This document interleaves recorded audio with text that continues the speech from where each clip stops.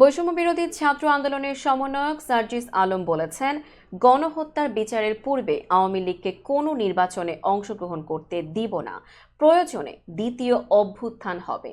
আজ মঙ্গলবার দুপুরে সামাজিক যোগাযোগ মাধ্যম ফেসবুকে দেওয়া এক পোস্টে এসব কথা বলেন তিনি।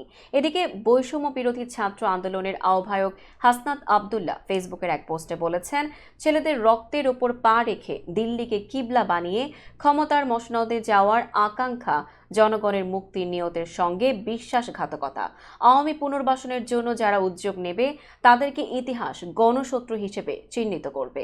ওই ফেসবুক পোস্টে হাসনাত আবদুল্লাহ আরও লিখেছেন, জুলাই অভ্যুত্থানের স্পিরিটকে যারা ধারণ করে, যারা গণমানুষের আশা আকাঙ্ক্ষার প্রতিফলন ঘটাতে চায়, তারা ২৪ পরবর্তী বাংলাদেশে আওয়ামী লীগের বিচার নিশ্চিত করার দাবি ছাড়া আওয়ামী লীগ নিয়ে রাজনৈতিক অঙ্গনে আর কোনো দ্বিতীয় বক্তব্য দিতে পারে না।